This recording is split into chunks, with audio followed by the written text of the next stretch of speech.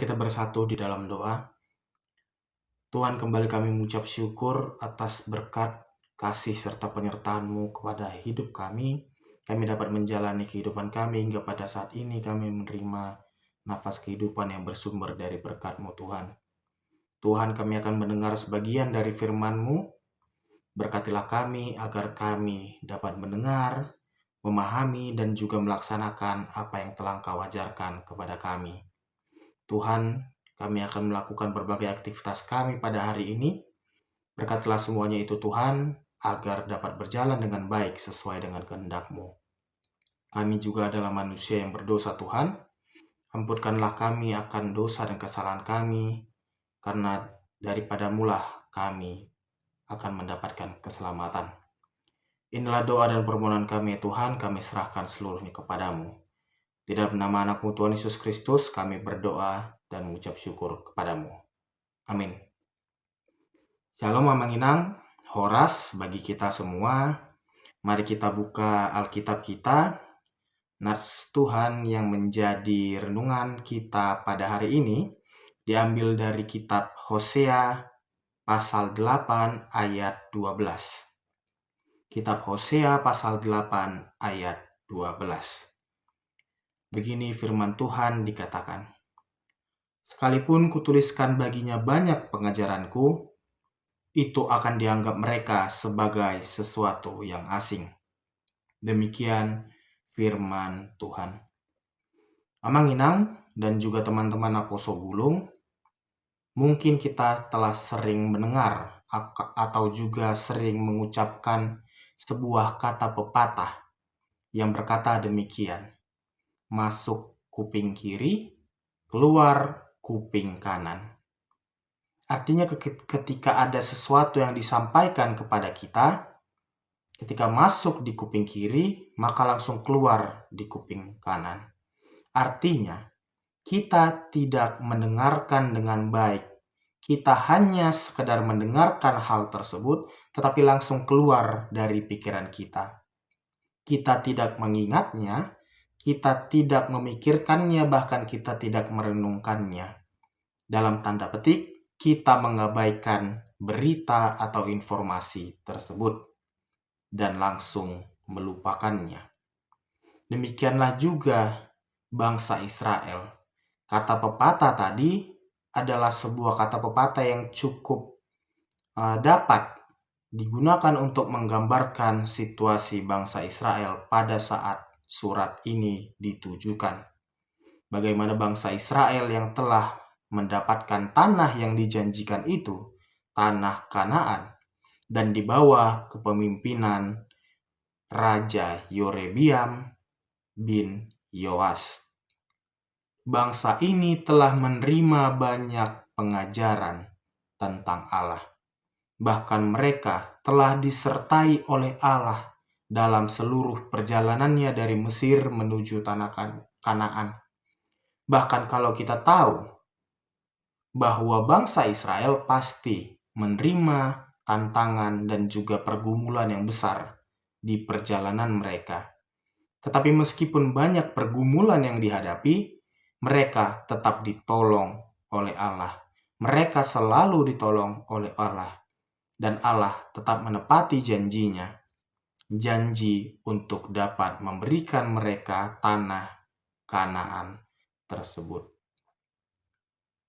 Tapi meskipun banyak pengajaran, meskipun mereka telah ditolong, bahkan terus disertai untuk dapat hadir, untuk dapat tinggal di tanah Kanaan, tetapi ternyata mereka tetap merasa asing akan firman Tuhan. Tetapi mereka tetap mengabaikan Tuhan itu sendiri. Bukannya menyembah Tuhan, bukannya berterima kasih kepada Allah yang telah menyertai mereka. Apa yang telah menjadi hasil selama ini justru dipakai oleh mereka untuk dapat menyembah berhala-berhala lain. Mereka justru fokus untuk dapat menyembah ilah-ilah yang lain, bukan kepada Tuhan Allah yang telah menyertai mereka. Artinya seberapa banyak pun mereka ditolong, seberapa banyak pun mereka diajari, mereka mengabaikan hal itu.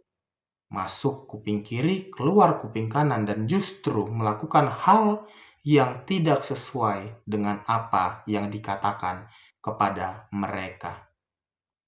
Tentunya akan ada konsekuensi dari tindakan mereka, Amanginang. Karena tindakan mereka begitu, maka Tuhan memberikan hukuman kepada mereka. Mereka tidak dapat menang melawan bangsa lain, kerajaan mereka mengalami keruntuhan dan lain sebagainya. Tetapi ada satu hal atau satu poin penting yang menginang di kitab Hosea ini.